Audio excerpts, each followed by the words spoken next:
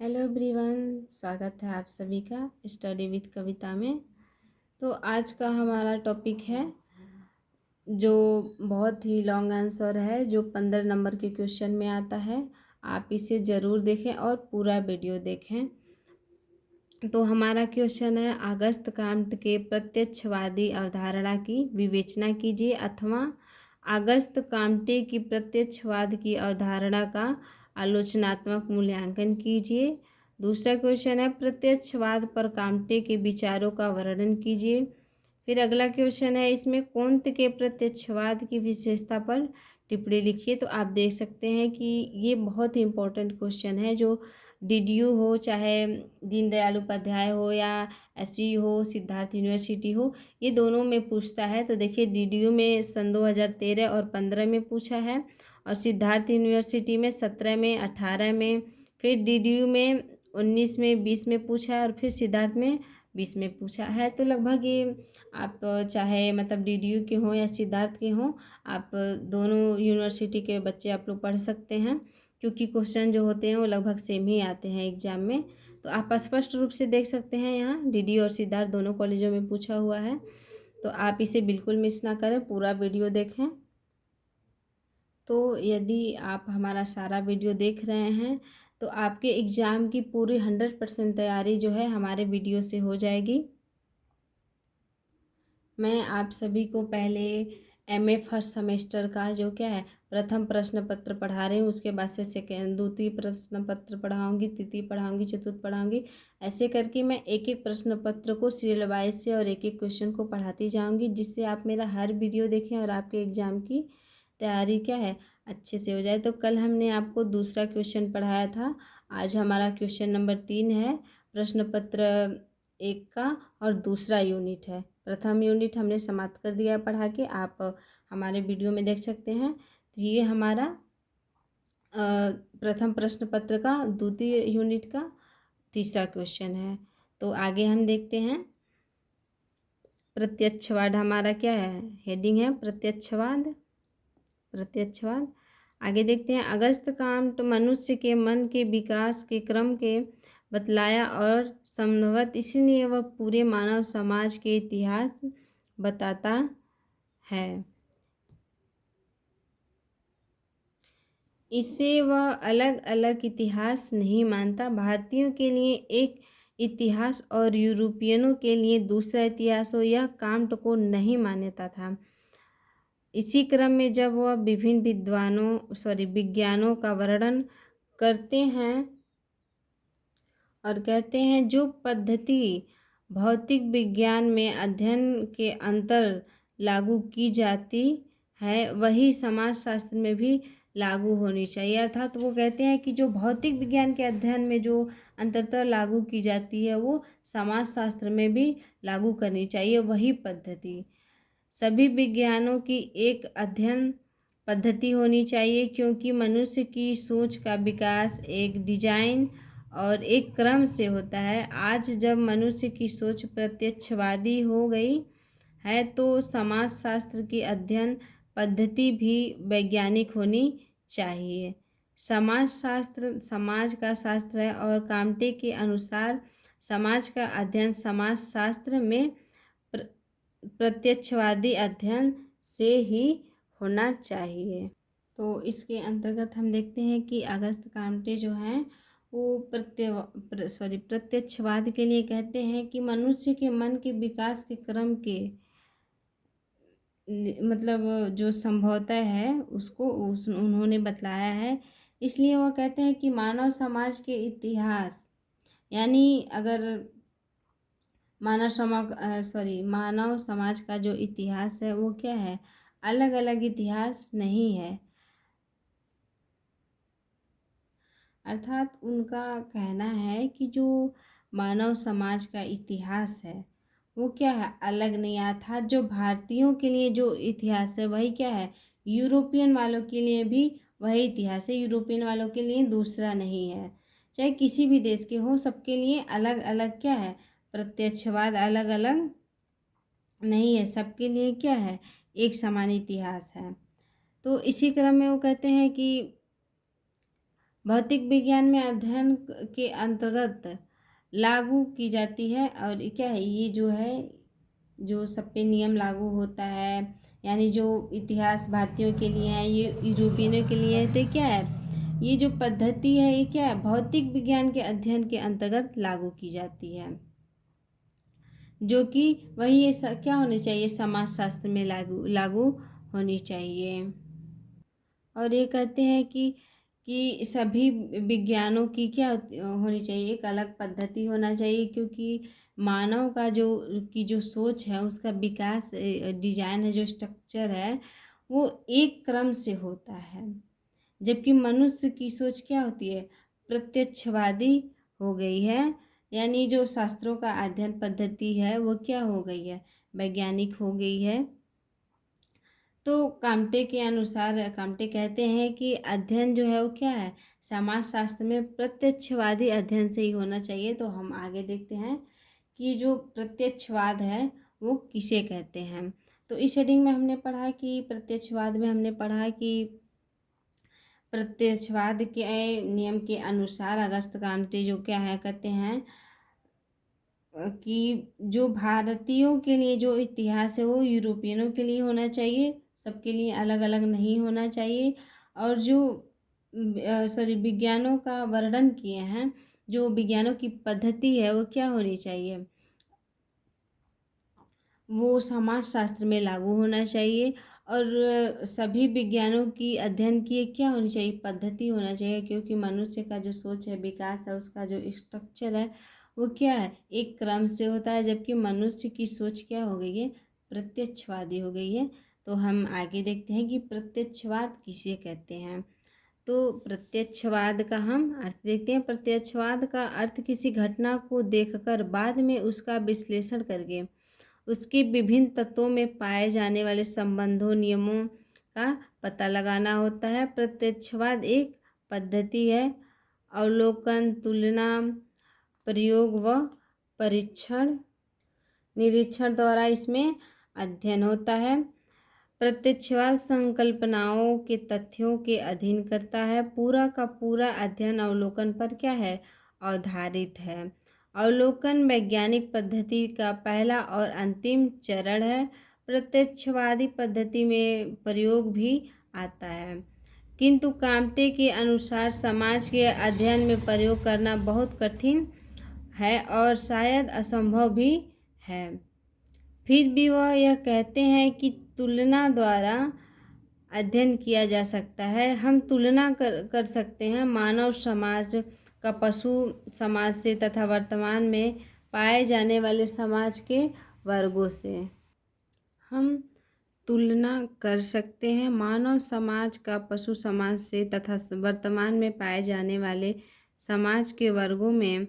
अर्थात यह कहा जा सकता है कि जो अवलोकन, तुलना और प्रयोग पर आधारित होती है वही प्रत्यक्षवाद है। अर्थात प्रत्यक्षवाद किसे कहते हैं, प्रत्यक्षवाद का अर्थ होता है कि घटना को देखकर, किसी घटना को देखकर और बाद में उसका विश्लेषण, वो घटना कैसे हुआ और किसके किसके बीच हुआ और इसके विभिन्न तत्वों में पाए जाने वाले संबंध, यानी इस घटना का संबंध किससे है, इसका क्या होता है, पता लगाना होता है। जो कि प्रत्यक्षवाद एक क्या होती है, पद्धति होती है, जिसमें क्या होता है, घटना को देखना होता है, उसका तुलना करना रहता है, उसका प्रयोग करना रहता है। जैसे हम मीडिया को देखते हैं कि अगर कोई घटना हुई रहती है तो उसके स्थान पे वो खुद को खड़ा करके और क्या करती है, प्रयोग करती है कि ऐसे ये हुआ होगा, इधर से वो आए होंगे, इधर से ये गए होंगे। तो इन्हीं प्रकार को क्या कहते हैं, प्रयोग करते हैं, उसका निरीक्षण करते हैं, परीक्षण करते हैं। और ये क्या है, जो पद्धति है इसमें इसी के द्वारा क्या होता है, अध्ययन होता है। तो पूरा का पूरा जो अध्ययन अवलोकन पर क्या होता है, आधारित होता है। और अवलोकन जो क्या है, वैज्ञानिक पद्धति का पहला और अंतिम चरण है। अर्थात किसी घटना को देखना वो क्या होता है, प्रथम और अंतिम चरण होता है, जो क्या है, प्रत्यक्षवादी पद्धति में प्रयोग भी आता है। किंतु काम्टे कहते हैं कि समाज के अध्ययन में प्रयोग करना बहुत ही कठिन है और शायद असंभव भी है। फिर भी यह कहते हैं कि तुलना अध्ययन किया जा सकता है। तुलना कर सकते हैं मानव समाज और पशु समाज से तथा वर्तमान में पाए जाने वाले समाज के वर्गों में क्या होती है, इसकी तुलना कर सकते हैं। और तुलना और प्रयोग पर क्या होती है, आधारित जो होती है वही क्या है, प्रत्यक्षवाद है। अर्थात प्रत्यक्षवाद का स्पष्ट रूप से कहें तो अर्थ यह है कि किसी घटना को देखकर बाद में उसका विश्लेषण करना और विभिन्न तत्वों में पाए जाने वाले संबंधों नियमों का पता लगाना क्या होता है, प्रत्यक्षवाद कहलाता। और प्रत्यक्षवाद क्या है, एक पद्धति है। तो इसमें हम नेक्स्ट देखते हैं प्रत्यक्षवाद को। क्या अगस्त काम्टे ने क्या किया, प्रत्यक्षवाद का आधारभूत मान्यताएं एवं विशेषताओं को इस प्रकार स्पष्ट किया जाता है, यानी इनका जो मान्यता है उसको स्पष्ट किया गया है। तो पहला मान्यता इनका क्या है, प्रत्यक्षवाद मानव चिंतन की पराकाष्ठा है। दूसरा है इनका, प्रत्यक्षवाद जगत की व्याख्या अनुभव के आधार पर करता है। फिर तीसरा है इनका, प्रत्यक्षवाद का लक्ष्य घटनाओं के नियमों की खोज है। चौथा हेडिंग है हमारा, प्रत्यक्षवाद घटनाओं के नियमों की खोज हेतु वैज्ञानिक पद्धति का प्रयोग करते हैं। फिर पांचवा है हमारा, प्रत्यक्षवाद में विज्ञानों का स्वप्नवत वर्गीकरण निहित है। तो हम देखते हैं कि अगस्त काम्टे ने जो है प्रत्यक्षवाद की 5 मान्यताएं दी हुई हैं, जिसमें से हम प्रथम का भी अध्ययन करेंगे। प्रत्यक्षवाद मानव चिंतन की पराकाष्ठा है। तो इसमें हम देखते हैं, मानव द्वारा उपार्जित अब तक के ज्ञान का विश्लेषण करते हुए काम्टे निष्कर्ष निकालते हैं कि मानव मस्तिष्क चिंतन की एक अनिवार्य उग्र विकासी प्रक्रिया से होते हुए वर्तमान स्तर तक पहुंचता है। इसमें चिंतन की प्रमुख रूप से 3 धाराएं प्रकाश में आती हैं, धर्म दार्शनिक या काल्पनिक स्तर, तत्व दार्शनिक और अमूर्त तथा प्रत्यक्षात्मक या वैज्ञानिक स्तर। चिंतन की यह त्रिस्तरीय धारा अगस्त काम्टे के त्रिस्तरीय सिद्धांत नाम से जानी जाती है। त्रिस्तरीय धारा की उक्त क्रमिक व्यवस्था द्वारा यह स्पष्ट है कि काम्टे ने प्रत्यक्षवाद के मानव जीवन की एवं चिंतन की पराकाष्ठा के रूप में प्रस्तुत किया है। तो अगस्त काम्टे का अगर त्रिस्तरीय सिद्धांत आप नहीं पढ़े हैं तो हम नेक्स्ट वीडियो में आपको बता देंगे कि अगस्त काम्टे का जो त्रिस्तरीय सिद्धांत है वो किसे कहते हैं। काफ़ी ये भी लॉन्ग टाइप का आंसर है जो कि 15 नंबर में आता है, तो वो हम आपको नेक्स्ट वीडियो में बता देंगे।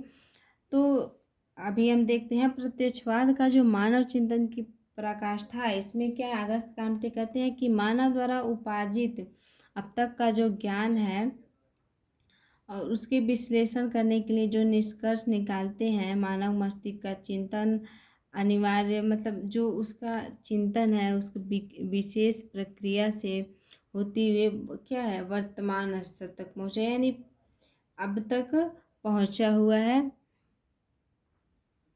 जिनके संदर्भ में उन्होंने क्या है बताया है कि चिंतन की जो प्रमुख धाराएं हैं वो क्या है, दार्शनिक है, काल्पनिक है और अमूर्त और प्रत्यक्षात्मक है।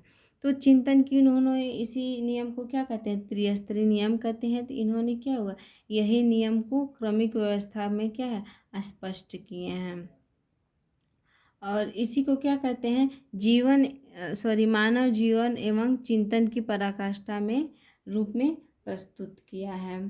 नेक्स्ट हेडिंग है हमारा, प्रत्यक्षवाद जगत की व्याख्या अनुभव के आधार पर करता है।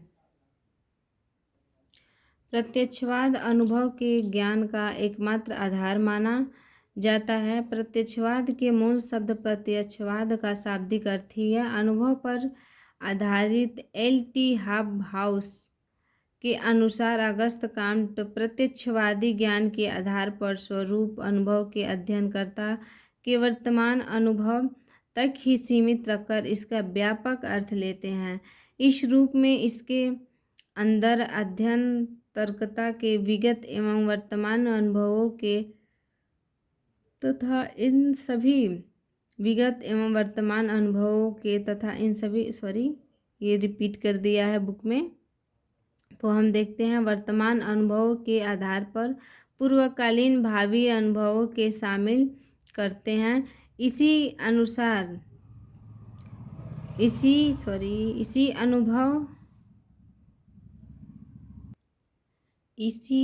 अनुभव के आधार पर ही कांट मानव चिंतन के त्रिस्तरीय सिद्धांत की स्थापना में समर्थ हो पाते हैं। तो जो हमारा प्रत्यक्षवाद है उसकी व्याख्या, यानी प्रत्यक्षवाद जगत की व्याख्या अनुभव के आधार पर करना होता है। यानी प्रत्यक्षवाद में आपका अनुभव कितना है वह क्या एकमात्र आधार माना जाता है, जो कि प्रत्यक्षवाद के मूल शब्द प्रत्यक्ष का शाब्दिक अर्थ ही है अनुभव पर आधारित।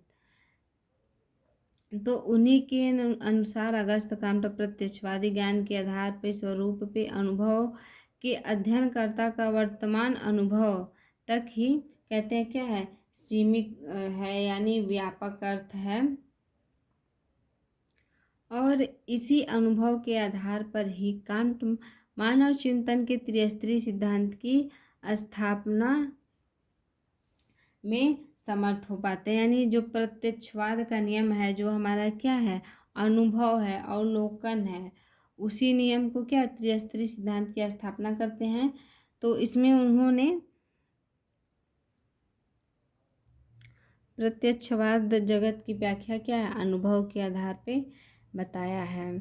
तो नेक्स्ट हमारा जो था वो क्या है, प्रत्यक्षवाद का लक्ष्य घटनाओं के नियमों की खोज है। जो हमारा तीसरा हेडिंग है वो क्या है, प्रत्यक्षवाद का लक्ष्य घटनाओं के नियमों की खोज है। यानी जो प्रत्यक्षवाद, हेडिंग से साफ आप देख सकते हैं कि यानी जो प्रत्यक्षवाद है इसका लक्ष्य क्या है, जो हमारे घटनाएं हैं उनकी क्या है, खोज करना है। तो इसमें हम देखते हैं, इंद्रिय अनुभव योग्य घटनाओं की खोज प्रत्यक्षवाद अवश्य है। यानी इंद्रिय अनुभव, इसमें जो हमारी इंद्रियां होती हैं, आँख, नाक, कान, मुँह, ये क्या है, हमारी इंद्रियां हैं। तो इनसे जो अनुभव योग्य घटनाएं होती हैं, यानी हम जिस घटना को देखते हैं और जो अनुभव करते हैं आँखों से देख के, कानों से सुन के, वो क्या है, प्रत्यक्षवाद क्या आवश्यक है, आवश्यक है। किंतु उसका यह लक्ष्य नहीं है कि कांट लिखते हैं कि पूरे प्रत्यक्षात्मक दर्शन के आधारभूत विशेषता यही है कि यह सभी घटनाओं के बीच सक्रिय उन अटल प्राकृतिक नियमों पर आधारित है, मानता है, जिनकी ठीक ठाक खोज तथा यथासंभव कम से कम संख्याओं में प्रस्तुतिकरण का हमारे प्रयास का लक्ष्य है। घटनाओं के नियमों का कांट का मतलब घटनाओं के बीच स्थिति दो प्रमुख संबंध सादृश्य और सतत है। इसलिए ये घटना के नियम के सादृश्य के नियम और अनुक्रम के नियम रूप में विभाजित करते हैं। अनुक्रम के नियम के रूप में क्या करते हैं, विभाजित करते हैं, जो कि प्रत्यक्षात्मक ज्ञान हमारी स्थिति एवं संगठन पर आधारित होने के कारण इनकी विभिन्नताओं एवं इससे होने वाले परिवर्तनों के साथ साथ होता है। इसलिए इसकी प्रक्रिया सापेक्षिक है। आप लोग ये मत सोचिएगा कि बुक में जितना है ये सारा पढ़ा रही हैं, एक भी लाइन आप मतलब कट नहीं कर रही हैं। तो हम कट इसलिए नहीं कर रहे हैं क्योंकि आपको पता है कि ये लॉन्ग टाइप आंसर है, और क्वेश्चन बैंक में जितने भी क्वेश्चन दिए जाते हैं उसमें से मतलब जो क्या है वो मेन टॉपिक ही दिया रहता है, उसमें से छांटना कोई बहुत ज़रूरी नहीं होता है।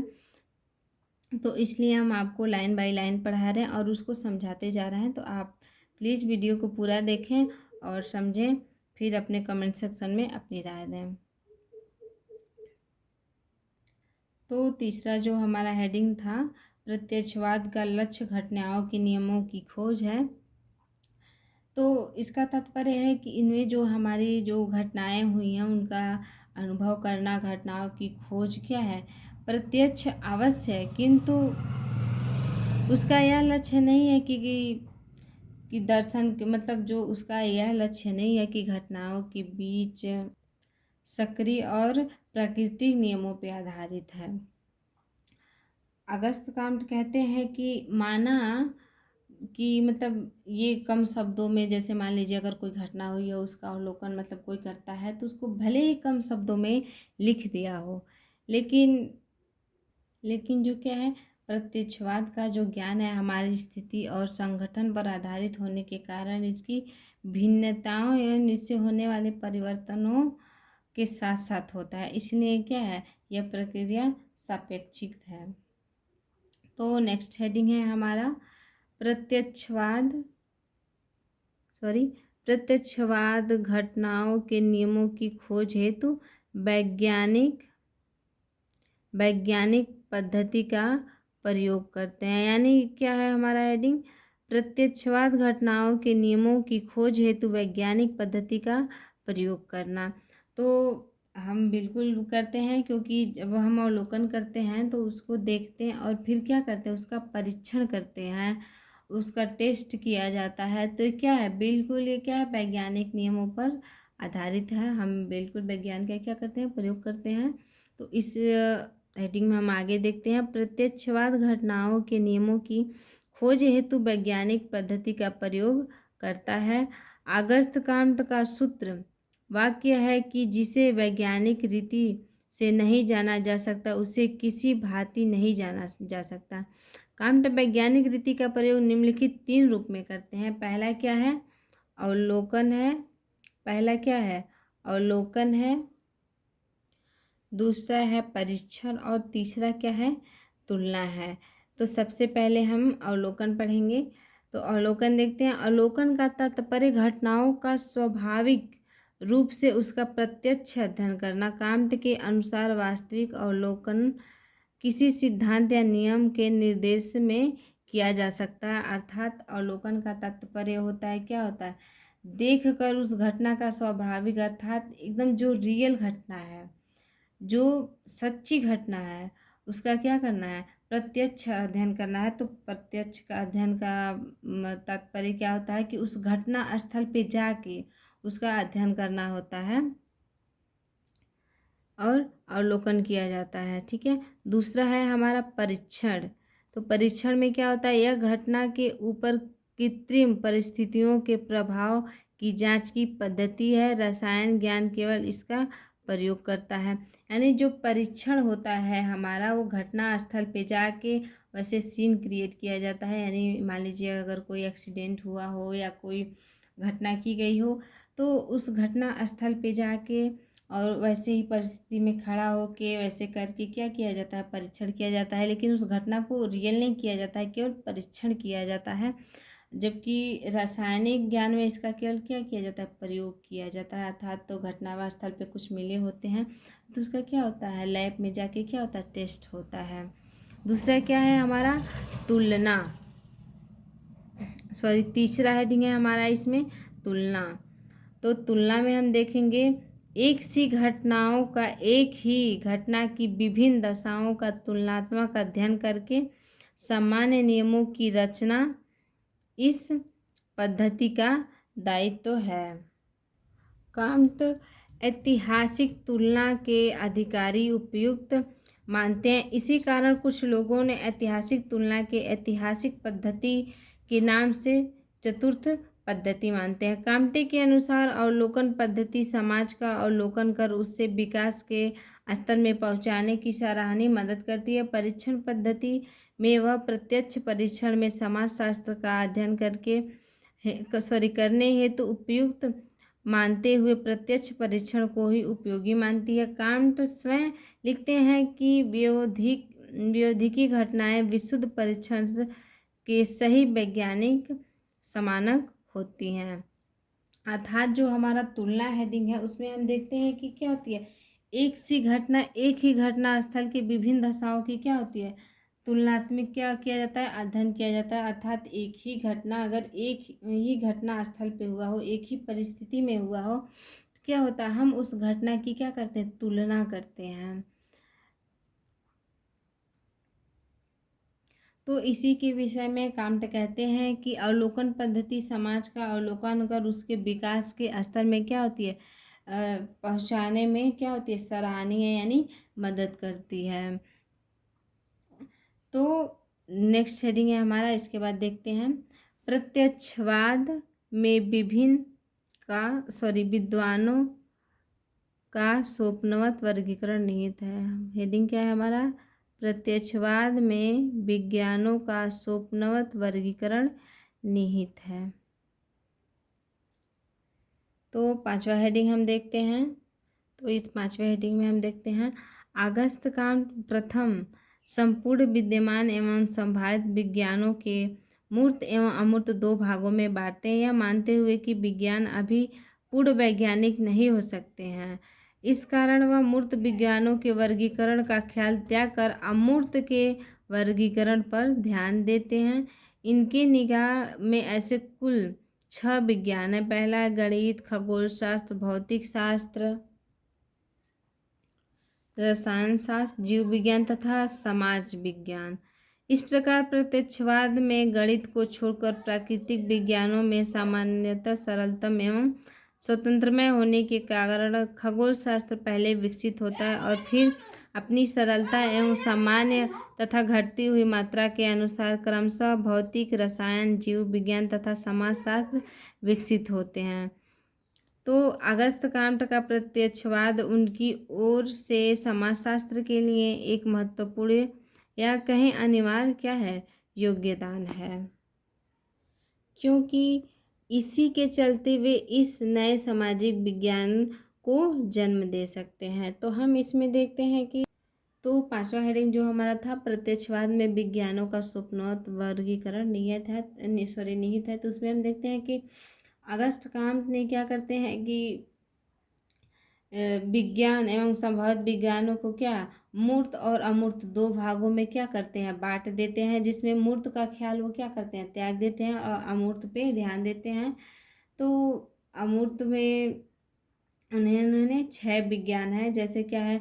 गणित, खगोल शास्त्र, भौतिक शास्त्र, साइंस, जीव विज्ञान और समाज विज्ञान। तो गणित को छोड़ के क्या है बाकी जो प्राकृतिक विज्ञान है उसको क्या बताते हैं? सरल और स्वतंत्रता होने के कारण खगोल शास्त्र क्या है सबसे पहले विकसित करते हैं और फिर अपनी सरलता की क्या होती है उसमें मान्यता क्या होती है? घटती हुई मात्रा के अनुसार भौतिक, रसायन और जीव विज्ञान तथा समाजशास्त्र क्या होते हैं? विकसित होते हैं। अर्थात जब वो गणित को छोड़ देते हैं और मान लेते हैं कि यह क्या है? सरलतम और स्वतंत्र होने के कारण क्या खगोल विज्ञान का सबसे पहले क्या हो जाता है? विकसित हो जाता है। उसके बाद से जो हमारा भौतिक, रसायन और जीव विज्ञान बचता है वो अपनी सरलता के अनुसार जो सबसे सरल होता है वो क्या होता है? सबसे पहले विकसित होता है। उसके बाद से जो सरल होता है वो सब उसके बाद विकसित होता है। तो ऐसे करके क्या होता है? भौतिक, रसायन और जीव विज्ञान क्या होते हैं? अपनी सरलता के अनुसार क्या होते हैं? विकसित होते हैं। और इसी के चलते हुए नए सामाजिक विज्ञान को क्या हो सकते हैं? जन्म दे सकते हैं। तो आगे हम मूल्यांकन में देखते हैं कि अगस्त कांट जो है उनका बहुत सारे वैज्ञानिकों ने क्या किया हुआ है? आलोचना की हुई है प्रत्यक्षवाद की। तो हम आगे देखते हैं। तो हम मूल्यांकन देखते हैं। तो अगस्त कांटे ने समाज को एक विज्ञान की रचना तक श्री गणेश किया था, जो दूसरे के साथ ही अपनी संपूर्ण विशेषताओं में प्रगति का एक सिद्धांत था। जो भी हो, अगस्त कांट का प्रत्यक्षवाद की कुछ आलोचनाएं हुई जो निम्नलिखित हो। तो अगस्त कांटे ने जो है क्या एक विज्ञान की रचना का क्या श्रीगणेश किया था, अर्थात शुरुआत किया था, जो दूसरे के साथ ही अपनी संपूर्ण विशेषताओं में प्रगति का एक सिद्धांत था। तो इसमें प्रत्यक्षवाद के नियम में उनकी क्या हुई है? आलोचनाएं हुई हैं, निंदा हुई हैं। तो हम इसे पढ़ते हैं। तो पहला आलोचना जो है क्या है वो डी रॉबर्टी का मानना है। तो रॉबर्टी ने किया है, डी रॉबर्टी ने।